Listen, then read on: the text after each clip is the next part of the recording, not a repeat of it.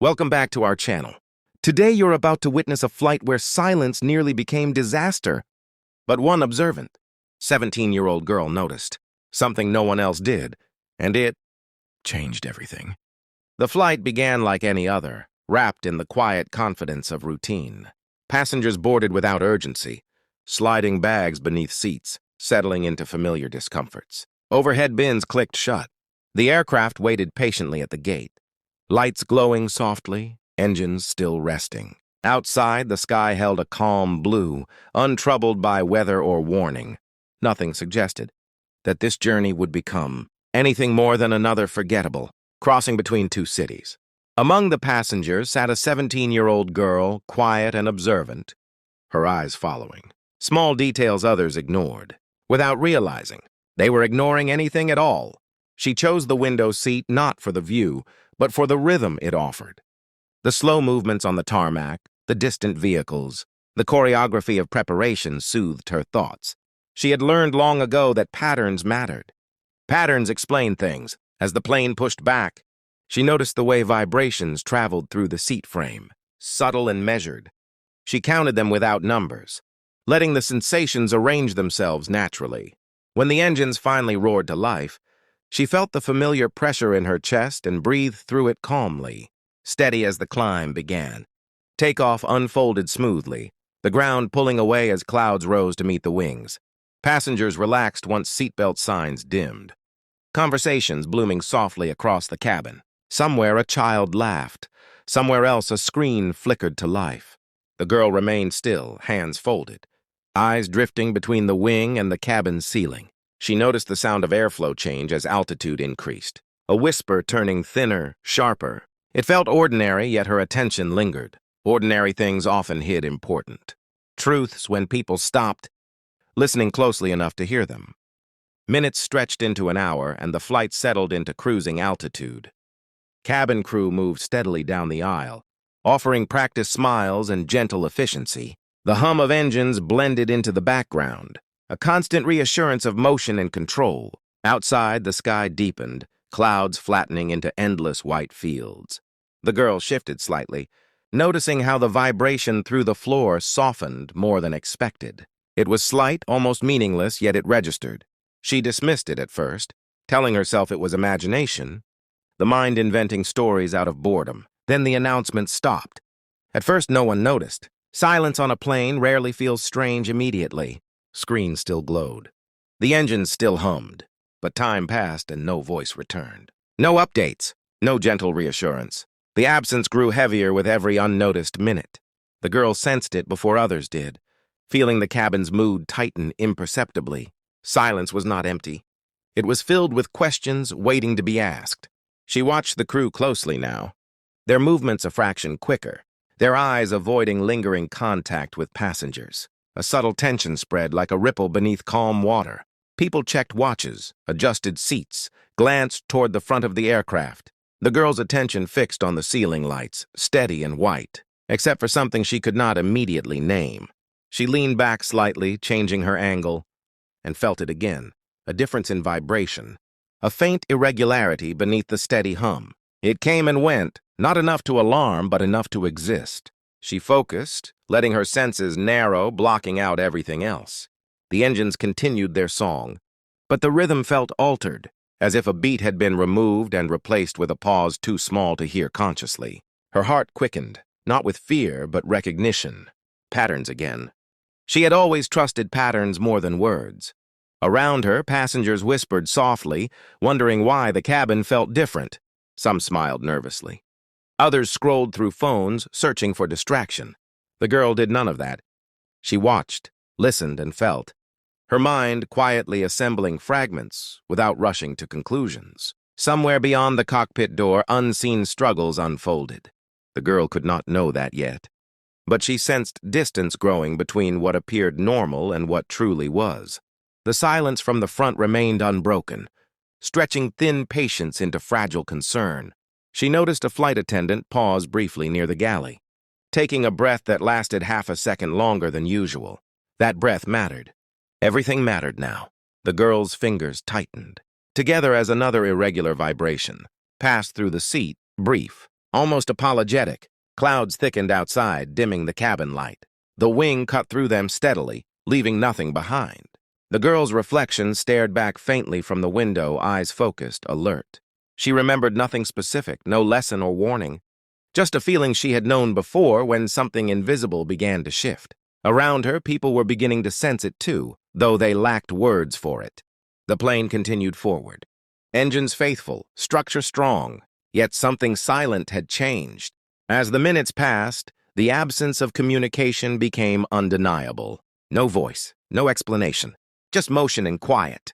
The girl closed her eyes briefly, isolating the vibrations beneath her feet. There it was again, the same subtle interruption, repeating at uneven intervals. Not random, not normal. Her breathing slowed as understanding hovered just beyond reach. Whatever this was, it did not want attention. It existed quietly, patiently, waiting for someone willing to notice. And at 17, she was the only one listening closely enough to hear it. The silence did not break. It stretched forward with the plane, thin and persistent, wrapping itself around every breath inside the cabin. At first, passengers treated it as coincidence, an oversight that would correct itself. But minutes passed, and the absence of a familiar voice began to feel deliberate. Screens continued to glow. Seatbelt signs remained unchanged. The engines hummed with steady confidence. Everything functioned, yet nothing explained itself. The contradiction unsettled people more deeply than turbulence ever could. The 17-year-old girl kept her eyes open and her body still. Panic, she knew, loved movement. It thrived on noise and reaction. Around her, people shifted, crossed arms, cleared throats. Someone pressed a call button, then another. A flight attendant appeared quickly, smiling too carefully, answering questions with practiced calm. Her words were gentle, reassuring, and empty. The girl noticed how the attendant's smile faded the moment she turned away. That fading mattered. Cabin crew began moving more frequently, passing each other in the aisle with quick glances and silent understanding. Their steps were controlled, but faster now, their hands rarely still. The girl tracked their movements like signals in a system, noticing patterns repeat. Every few minutes, one of them would pause near the front, listen toward the cockpit door, then continue walking as if nothing had happened.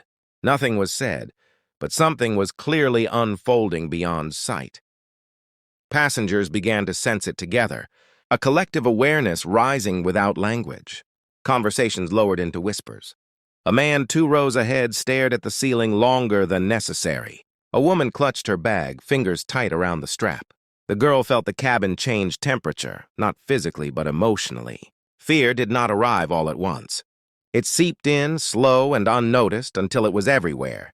She shifted her attention inward again, isolating the sensations beneath her seat. The vibration returned, faint but unmistakable. It was uneven now, arriving sooner than before, then disappearing for longer gaps. Her heartbeat adjusted instinctively, syncing with the pattern as if her body understood before her mind did. She leaned her head back, eyes half closed, pretending to rest while listening more closely than ever. Another announcement should have come by now. Everyone knew that. The silence had become the message. Some passengers began to imagine worst-case scenarios, their thoughts racing ahead of reality. The girl resisted that pull. Fear distorted patterns. She needed clarity. She watched the emergency lights along the aisle, steady and bright, except for one brief moment when a single panel dimmed and returned. So fast it could be dismissed as a trick of vision. She did not dismiss it. She waited. Minutes passed. It happened again. Not random, not identical, but related. Her pulse quickened, not from fear but recognition.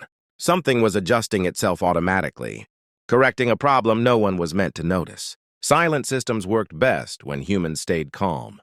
The girl wondered if the plane was doing exactly that, protecting itself quietly while the people inside remained unaware. A child began to cry somewhere behind her. The sound cut sharply through the cabin, exposing the tension everyone had been pretending wasn't there. A parent whispered reassurances that sounded thin even to themselves. The girl inhaled slowly, grounding herself in the seat, the floor, the steady presence of the aircraft around her. She trusted the machine more than the silence of people. She thought about timing, about intervals, about how often the vibration returned and how long it stayed away. The pattern was shortening, Whatever was happening was not getting worse quickly, but it was changing. That was enough. She glanced toward the cockpit door, still closed, still quiet. Beyond it, decisions were being made under pressure she could only imagine. She did not blame them. Silence, she realized, was sometimes the last defense against panic. A flight attendant stopped beside her row, checking seatbelts with unnecessary care. Their eyes met briefly. The girl did not speak. She only held the gaze, calm and steady. For a fraction of a second, the attendant's expression shifted. Not fear, relief, as if seeing someone calm made the weight lighter. Then the smile returned, and the attendant moved on. The engines changed pitch slightly, barely enough to notice. Several passengers looked up at once, instinctively sensing the shift. The girl felt it travel through the seat, stronger now, more pronounced. The vibration pattern changed again, the pauses growing uneven. Her fingers tightened together, not in fear, but focus. This was no longer something to observe passively. This was information. She searched her memory, not for facts, but for feelings. For moments when systems behaved this way, when silence masked urgency. She remembered how quiet rooms often held the most important conversations, how the absence of sound could mean concentration, not failure. The plane was concentrating, adjusting, holding itself together while something unseen demanded attention. The cabin grew restless. People checked screens that showed nothing new. Whispers turned into questions without answers. The girl felt the weight of knowing something was wrong without knowing what. She did not yet understand the signal, only that it was real, and that it was repeating for a reason. Her breathing remained slow, deliberate, refusing to give panic a foothold. Another flicker of light, another uneven vibration. The pattern was clearer now, forming a shape she could almost grasp. The plane had not lost control. It had lost connection. And in that quiet gap, it was relying on systems, timing, and balance to survive. The girl opened her eyes fully, resolve settling in her chest. Whatever this signal meant, it was asking to be noticed, and she was listening. By now, the silence had weight. It pressed against the cabin like invisible pressure, shaping every thought, every breath. People no longer pretended nothing was wrong. They simply did not know how to name it. Fear lingered in the spaces between movements, in the pauses between whispers. The aircraft continued forward, steady and obedient, but the human sense of control had quietly slipped away. The 17-year-old girl felt the change before she understood it. The vibration beneath her seat was no longer just irregular. It was communicating, not intentionally, not consciously, but through repetition and absence. The plane was compensating, redistributing effort in a way she could feel through bone and muscle. She closed her eyes again, shutting out faces and shadows, focusing only on sensation. The pattern shortened, then steadied, then shortened again. It was not failing. It was balancing. Another flicker of light appeared, longer this time, just long enough to confirm what she suspected. Systems were shifting power, automatically, quietly. She realized then that the danger was not immediate catastrophe. It was time. The plane was buying time, stretching margins, trusting that connection would be restored before limits were reached. That trust had a boundary. Her heartbeat aligned with the rhythm of vibration, slow and deliberate. Panic still had not arrived, but urgency had. She scanned the cabin once more, seeing people not as individuals but as variables. Weight distribution, movement, noise, every sudden reaction would complicate what the aircraft was trying to manage silently. She understood now why there were no announcements. Calm was a resource. She remembered something simple, something almost forgotten. Long car rides as a child. When a strange noise appeared and her father would turn off the radio, lower his voice, listen. Silence was never emptiness. It was focus. The pilots were listening now, not to people but to machines, to instruments that did not speak in words. Communication had not vanished. It had changed form. The engines altered pitch again, slightly deeper this time. Several passengers gasped, a ripple of fear breaking through restraint. The girl felt the vibration stretch longer before settling. The pattern was reaching its limit. Whatever silent correction was happening could not repeat forever. She inhaled slowly, making a decision she did not fully understand yet. Not to act loudly, not to disrupt, but to help the silence. She stood carefully, movements controlled, drawing minimal attention. Heads turned instinctively, curiosity mixing with anxiety. A flight attendant noticed immediately, stepping toward her with a questioning look. The girl met her eyes and shook her head once, gently. Not defiant, requesting. The attendant hesitated, reading her expression. There was no panic there, only certainty. The girl reached up and closed the air vent above her seat. Then another. And another moving down the row. Cool air faded, replaced by stillness. The vibration softened slightly. She felt it instantly. Less demand, less correction. She continued row by row, careful not to rush. Some passengers protested quietly. Discomfort creeping in, but the attendant raised a hand, calming them without explanation. The girl moved with purpose now, not guessing, but responding. Reduced airflow meant reduced load on systems already compensating elsewhere. It was small. It was almost nothing, but small things mattered when margins narrowed. She watched the lights again. The flicker did not disappear, but it slowed. The pattern stretched. Time expanded. A second attendant joined, following her lead without understanding why. Together, they created pockets of still air, lowering demand across the cabin. The engines steadied slightly, the pitch smoothing into something closer to normal. Passengers sensed the shift immediately, confusion replacing fear. Something had changed, though no one knew what.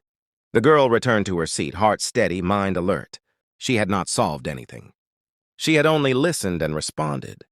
The vibration beneath her feet was still there, but less insistent. The plane was grateful, in its own mechanical way. She felt it through the structure, through the quiet cooperation of systems working together. Minutes passed, then more. The silence held, but it was different now. Less tense, more patient.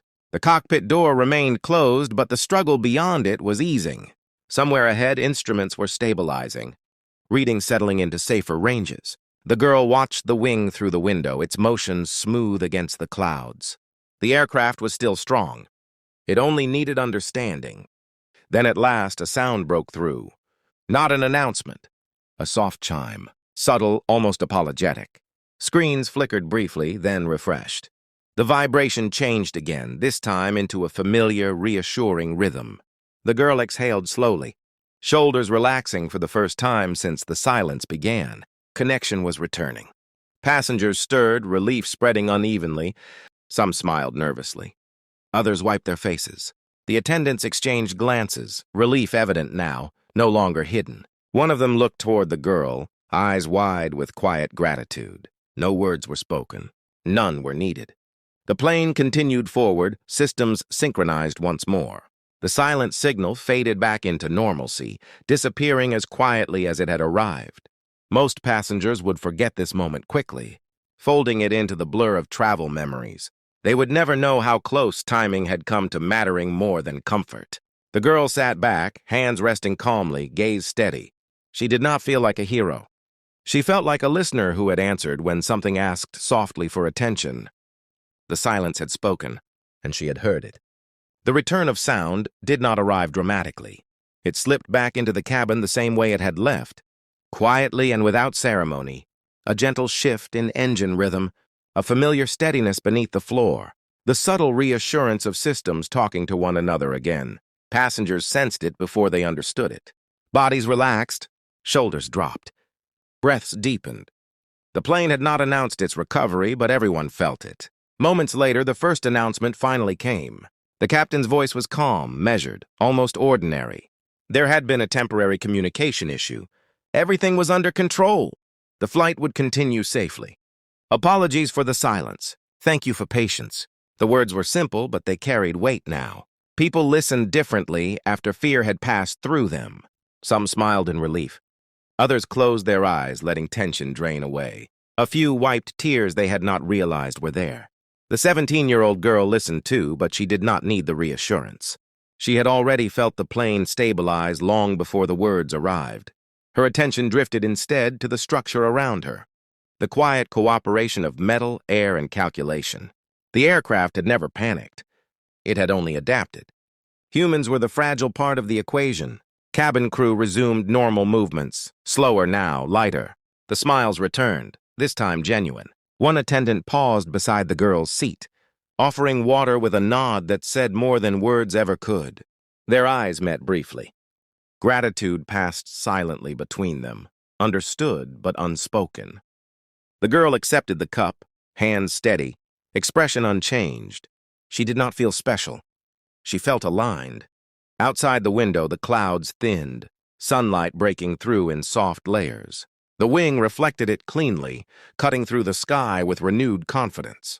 The girl watched the reflection slide along the metal, tracing lines she had memorized unconsciously over the course of the flight. Everything looked normal again. That, she knew, was the greatest success. Survival rarely announced itself. It simply continued. Passengers began talking again, voices louder, laughter tentative but real. Someone joked about never taking silence for granted again. Someone else complained about the vents being closed earlier, unaware of how close timing had come to meaning something else entirely. The girl did not correct them. She understood that most people did not need to know how fragile things could be. Peace often depended on ignorance. As the flight moved closer to its destination, the cabin settled into routine once more. Seatbelts clicked. Trays were adjusted. Screens refreshed with arrival information. The crisis, if it could be called that, had passed without spectacle. No alarms, no oxygen masks, no dramatic descent. Just quiet decisions layered on top of quiet systems, holding everything together long enough for connection to return. The girl leaned back, feeling the familiar vibration beneath her seat, smooth and even now. The pattern that had once demanded her attention had dissolved into normalcy. She wondered how many such signals existed in the world, constantly ignored because they did not scream for notice. How many disasters were avoided not by force but by listening early enough.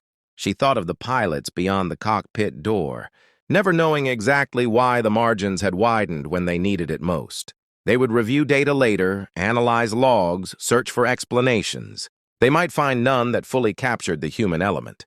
That was fine. Systems did not need credit. People did. The plane began its descent as scheduled, smooth and controlled. The familiar tilt brought the ground closer, cities forming patterns of their own below. Passengers pressed faces to windows, excitement returning where fear had been. The girl watched too, but her mind remained on the space between moments, on the silence that had held everything together when words could not. When the wheels finally touched the runway, the impact was gentle, almost celebratory. Applause broke out, scattered at first, then spreading. Some clapped for relief. Some clapped for habit. Some clapped without knowing why, only that it felt right. The girl did not clap. She smiled just once, small and private.